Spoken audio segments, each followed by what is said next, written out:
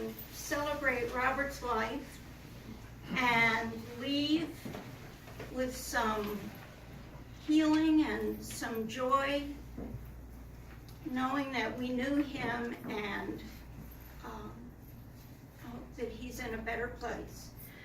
It's very informal today. I hope you will all sing. You'll notice we have, some people have prepared some remarks, and but at the end you'll notice there's a time for remembrances. So I hope if any of you want to say something, you'll feel free at that time to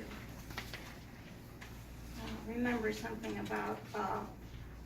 So we're going to begin with a song. Do you all want to sing? Yeah. You may have to share some. Oh, okay. Here, that's yours. We can look on. Right here. Here, I I'll have look over your extras. shoulder. Here we go. We got it. Here we Yeah, nobody is off the We hook. got it. Nobody's off the hook. All right. Nobody's off the hook. Careful what you wish for. This song, Diana, was taken from the opera Finlandia. Yeah. And it's a beautiful song. Isn't it beautiful?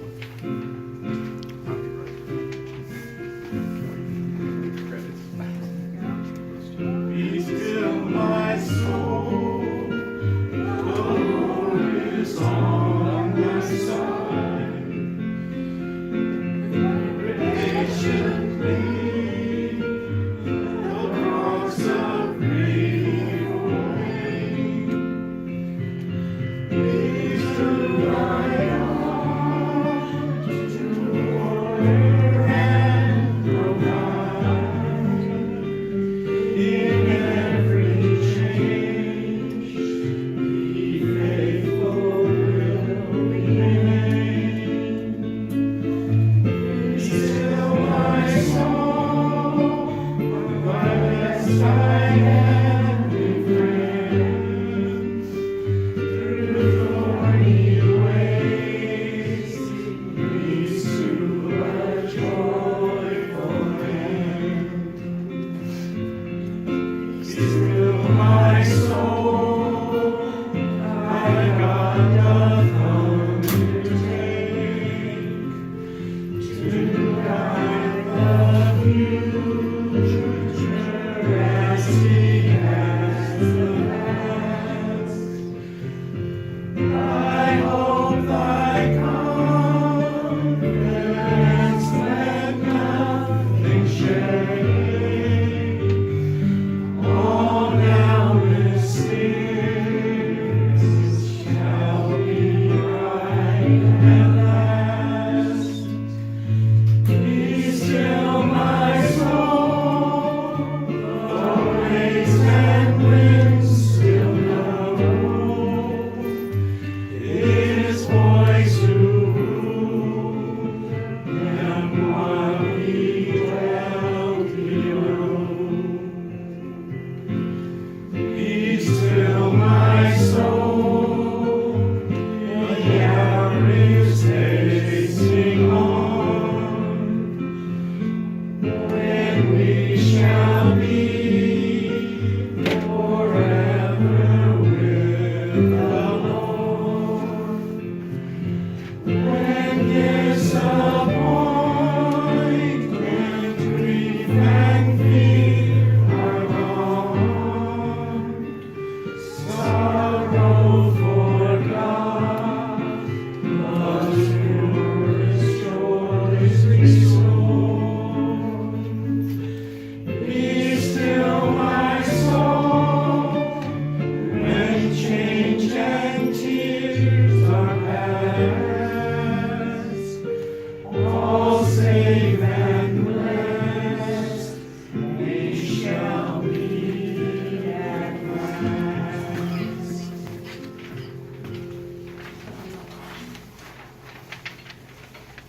Well, we're going to begin with, actually not in the order that we have here.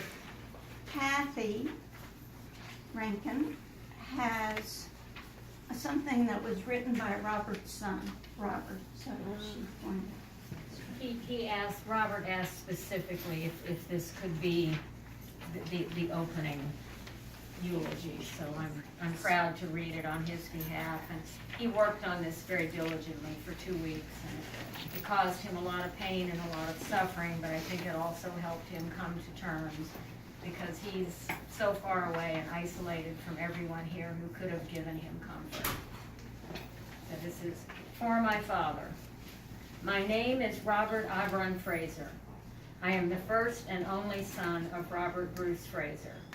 I live in South Korea and unfortunately cannot attend this memorial for my father. However, I am comforted to know that family and friends have gathered together to celebrate his life and mourn his passing. My father, Robert Bruce, is irreplaceable. As his only son, I experienced his love and tyranny in full measure. He was generous with both, and I love him for it all. I owe my existence, education, and appreciation of life to him. As I write this, I am looking at a small shard of meteorite from the Great Desert called the Empty Quarter in Saudi Arabia. My father and I traveled to this meteorite crater together with 5 other families in 1980, when I was a 12-year-old boy. It was a great adventure for us both. The crater was so remote, only a handful of Bedouin and a few Westerners had actually been there. The sands of the great Rubah Desert are treacherous and ever-shifting, and there was no guarantee that we would even locate it. We drove in a caravan for 4 days and nights through flat wastelands and sand mountains. We cooked, ate, and cleaned together, always conscious of our limited provisions of food and water. At night, to avoid scorpions and snakes, we laid on cots and stuffed ourselves into sleeping bags. We talked until we fell asleep under the spray of endless stars in the moonless desert night sky. Each night, we would count the shooting stars, knowing that they were all meteorites burning apart as they tried to enter the Earth's atmosphere.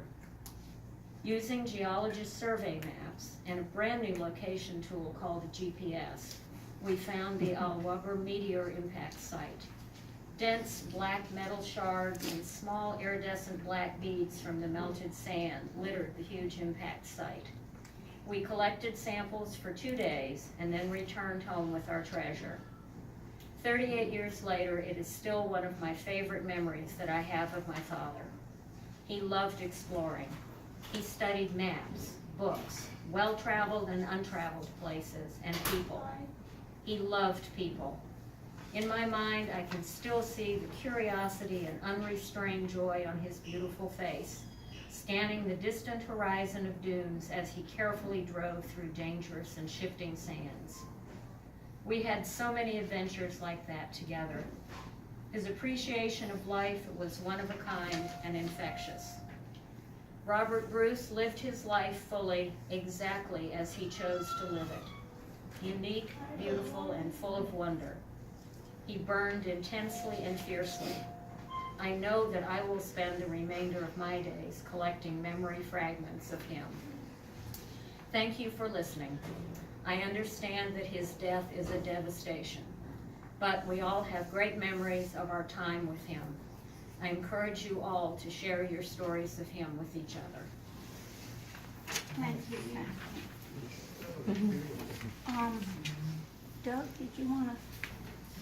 This is, for this time, this is Bob's brother, my brother, Douglas Fraser.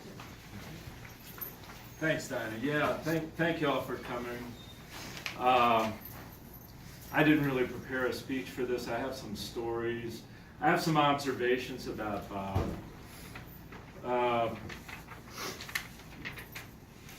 One memory that I have of Bob is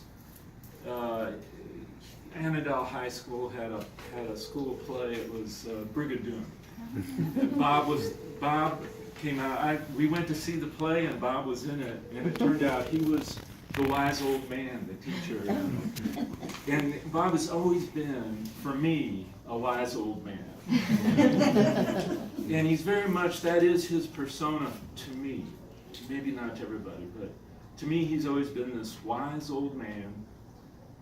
And but I think it's part of his persona, because I know he was no older than 50 when he said, when you'd go and say, "How you doing, Bob?" and he'd say, "Not bad for old folks." And I know Uncle Bob used to say that. Not bad for old folks. He's only 50 years old, you know what I mean? And maybe even younger than that. But anyway, that's his persona to me. Now, Uncle Bob. Now, Bob was very gregarious and outgoing. I mean, all his life he had lots of friends, buddies, clubs, people that he knew. Great friends, all everywhere, really. So what was my? He always.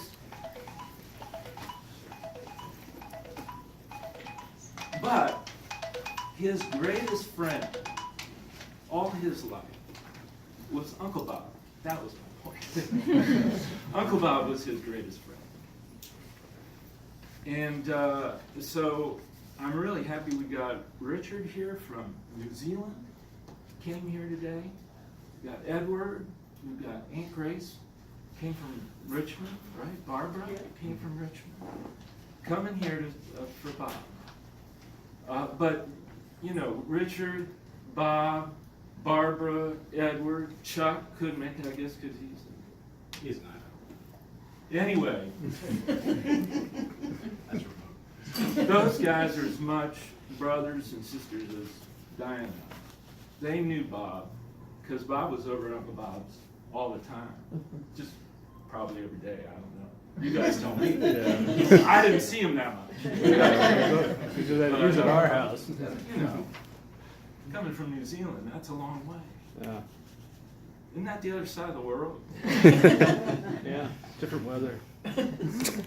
So great to see everybody here today. So I have a story about Bob. The first time I saw Robert Bruce on a motorcycle is my story. And I don't know if you can call this thing a motorcycle. Uncle Bob, I'm going to say it was 1960, and you guys correct me. Maybe it was 61. I remember this. Uncle Bob, do you remember? I remember He had a this. moped. He bought a moped. Or a scooter. It was a scooter. It was Why? a scooter. Yeah. It was a scooter? Yeah. No, it did. Go ahead. It was like a kind of well, it had pedals, but it went. It was motor. It had motors. Yeah, I so think it was a wasn't motorcycle, it? Was it right? like a Vespa? It was a Vespa, I think. It might have been a Vespa. I was minding my own business in my backyard. Right? Just mind your own business. And I didn't know maybe I knew he had this thing. I Probably don't know. playing around the Kennesaw wagon. In your So you backyard. remember this thing? Oh, yeah. Anyway, I was in my backyard. And I don't know, the car must have been, maybe he went beside the car, I don't know. But all of a sudden, but now my yard, and this was Atlee Place, the Right. yard, it went down, there was a hill all across the backyard, and then there was the natural woods and the natural grade that went down to the creek, right? Right. So there's Yeah, like yeah, this yeah. hill. And then we had a pile of wood for the fireplace and maybe a little path back in there, right? Wow, just wide open. Hit that hill. Up. Boom. I don't think he was hurt. If he was hurt, he didn't let on. Right? And I'm not sure how far back into the woods he got, but that was the first time I ever saw Bob on a motorcycle. Was that in the back the other way and he was gone? You know, that was it. That's my story. You know, Bob went back and forth across the country on a motorcycle just right up until a couple of years ago, right?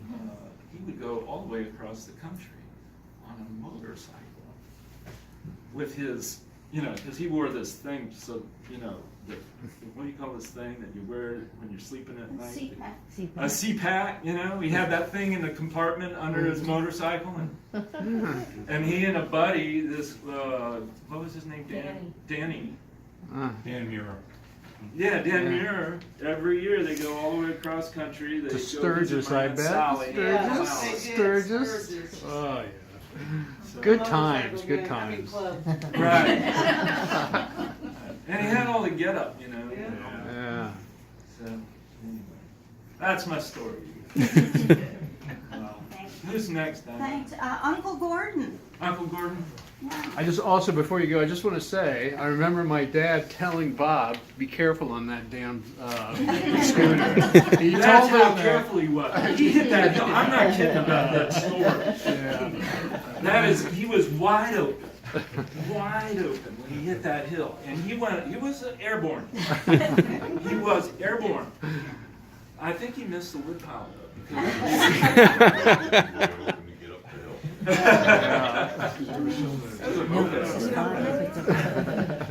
Anyway, all right, Uncle Gordon, you're next. That was delightful. I sent this to Diana by email in case I wasn't going to be here this morning, but I made it, and so she gave it to me to remind me what I said.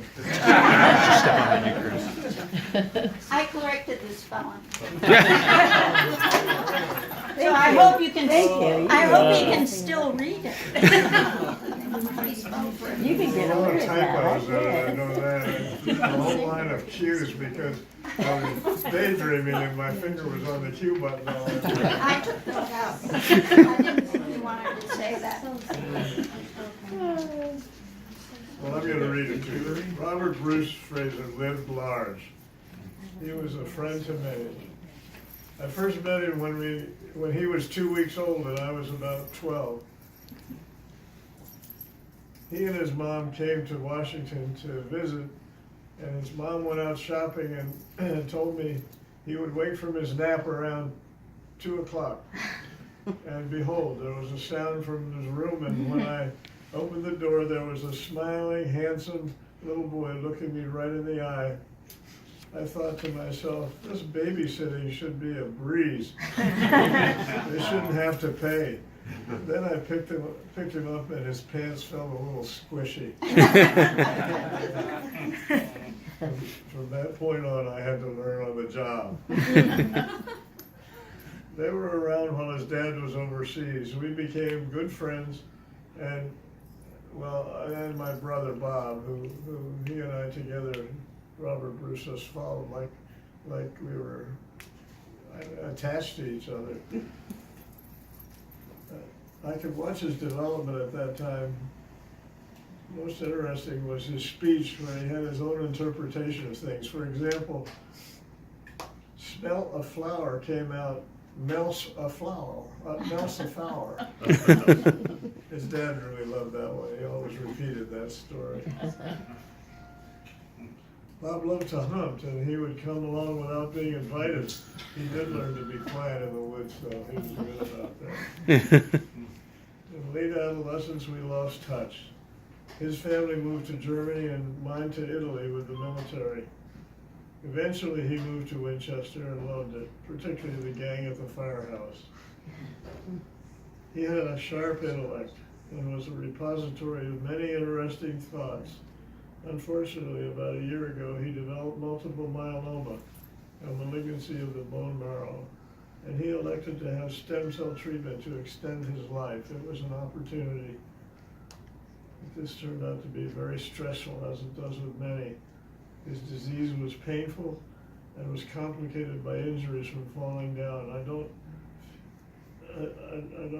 feel any of us knew really how sick Robert was. So goodbye, Robert. Till we meet again, may Heavenly Father forgive you and your soul for many sins, unintended or otherwise. Your friend always, Gordon. Thank you, Uncle Gordon. Hayden? I'm the baby. I'm Robert's baby. One Saturday morning, when I was about 5 years old, my dad asked me if I wanted him to shave off his beard and mustache. Being the curious child I was, I said he should.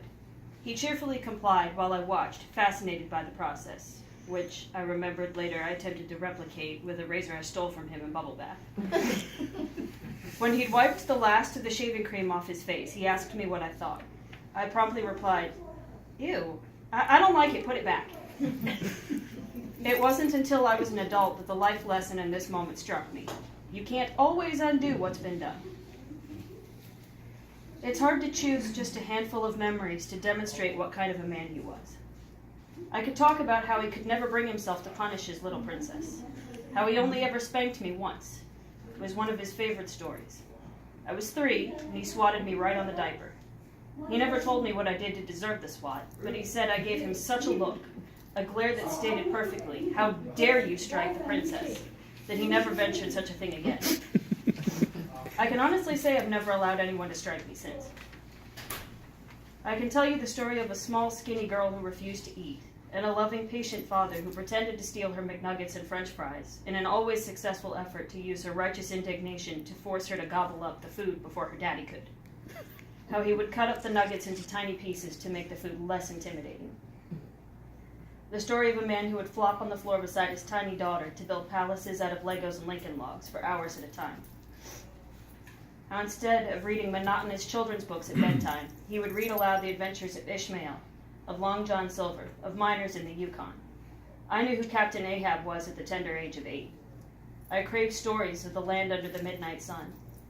Instead of Twinkle, Twinkle, Little Star, he would sing me German lullabies and somewhat inappropriate songs about ladies of the night craving a bed in a pub. How he always engaged my imagination at random moments. He kept a little mouse mommy and baby, a bat and a spider in the car, and they would talk to me, interact with me. He would do the voices of the little animals, and inevitably I would have to persuade the bat and the spider not to eat the mouse mama and her baby. I would never notice how long the trip in the car would take because he kept my mind engaged throughout. But what I will remember most is my time with him when I'd left childhood behind. Right after I graduated from college, Dad whisked me away in a countrywide road trip. I remember him expressing a wish for me to learn about my country before I settled to a job and life. On that trip, he wasn't just my father, he was my friend. We took in history, paleontology, geology, and a little anthropology. He was unbelievably flexible. If there was some place I desperately wanted to see, he adapted the trip. Instead of Nebraska, we went to Niagara Falls, all because I expressed a wish. My dad delivered. He bought us tickets to ride on Maid of the Mist, and I remember looking down at the water and thinking how much it looked like the steamer on a cappuccino machine. Afterward, he took us to Planet Hollywood for lunch, because I wanted to. The whole trip, we had eaten at local places. Dad said you could tell the quality of a local restaurant based on how many cars were parked out front. I don't think we ate at any chain restaurants except for the occasional McDonald's the whole trip, and Planet Hollywood, because his little princess wanted to. He never even got angry that I would fall asleep the moment the truck started moving. I probably snoozed through 13 states worth of driving, and he thought it was hilarious, because that's the kind of father he was. My whole childhood, I considered holidays something of a nightmare. I never minded seeing my whole family every holiday, traveling to and from everyone's houses on Christmases and Thanksgivings, but I had wished I could have it all consolidated. And when I turned 23, I got my wish. I was living on my own in Farmville, taking the science classes Dad always wanted for me. My usual Christmas tango wasn't feasible. My mom and Dad drove down and spent Christmas with me. It remains one of my favorite Christmas memories. I finally had what I wanted. Stationary Christmas with my parents, not having to go anywhere else. Cooking dinner for my mom and Dad. Dad was always willing to let me indulge my independence streak. I moved in with him for a year or two when I'd finally gotten homesick living all by myself in Cowtown, VA. It wasn't like living with a parent. My dad was a friend and confidant. He was willing to let me make my own mistakes, even when I did things he didn't agree with or thought were foolish. In hindsight, most of the things he thought were a bad idea did in fact turn out to be bad ideas, but he let me figure it out mostly on my own. He always said to me, "I will give you advice. You can ignore it completely, and I won't be upset with you. Take the parts you want and discard the rest." He was always ready to talk about anything I could think of. Religion, politics, science, his hope for my future career as a PhD in anything science related. I don't think he was ever picky.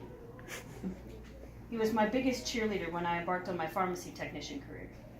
He even drove me down to ODU to take the licensing test. I think he probably told everyone he met about how his little girl didn't even bother going to school for it.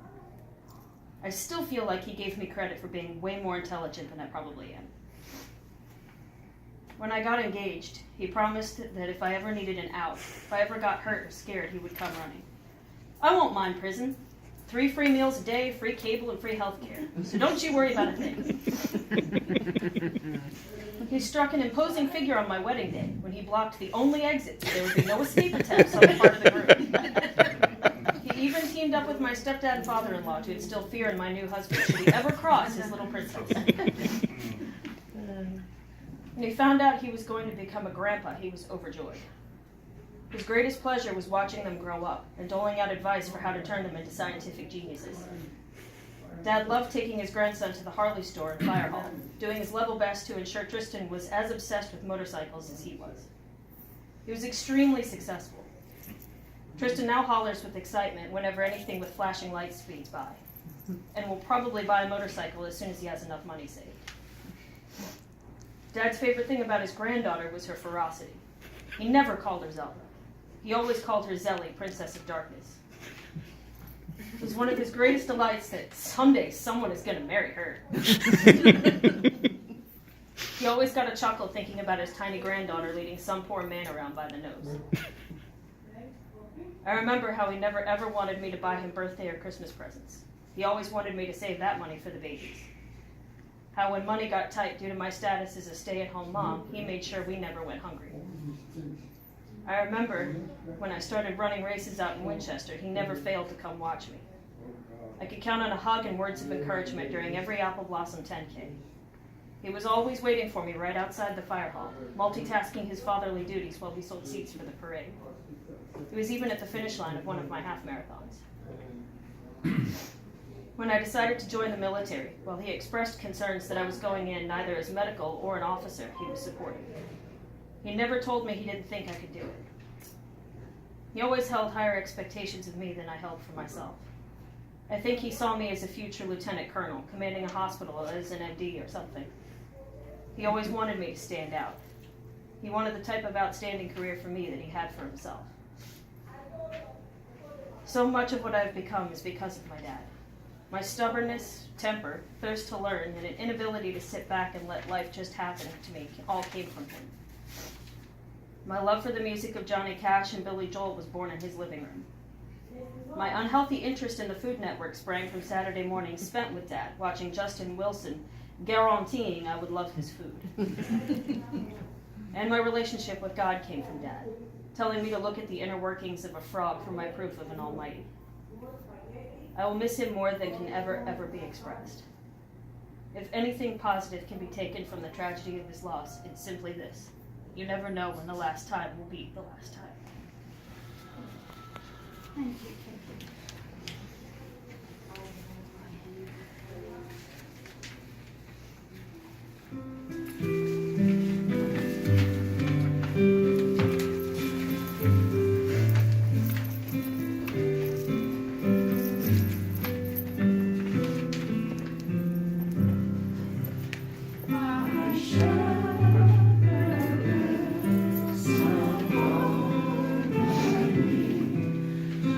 Oh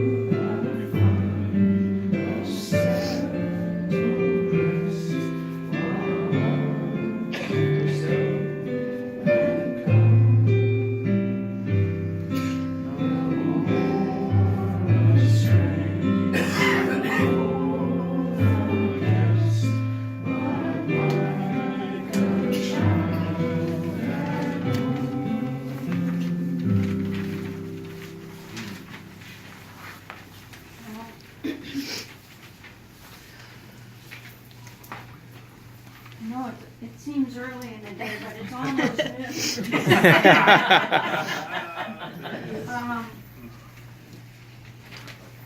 Bob would have liked this part.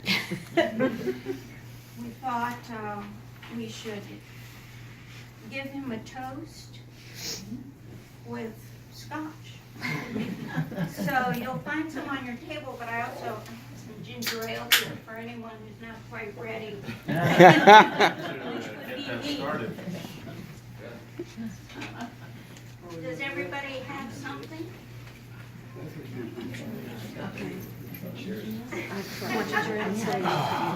Mom, here's your stars. Okay, would someone like, here's some ginger ale.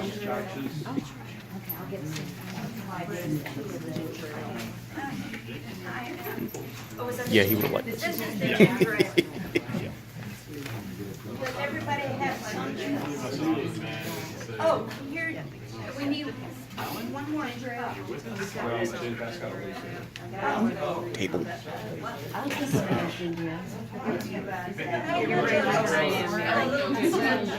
No, this is ginger ale. This is scotch. In honor of Bob. Not even in honor of Bob. Well, all right. I couldn't look at anybody. It's maybe the last thing I can do. Does anybody else want ginger ale? Because we have a little more here.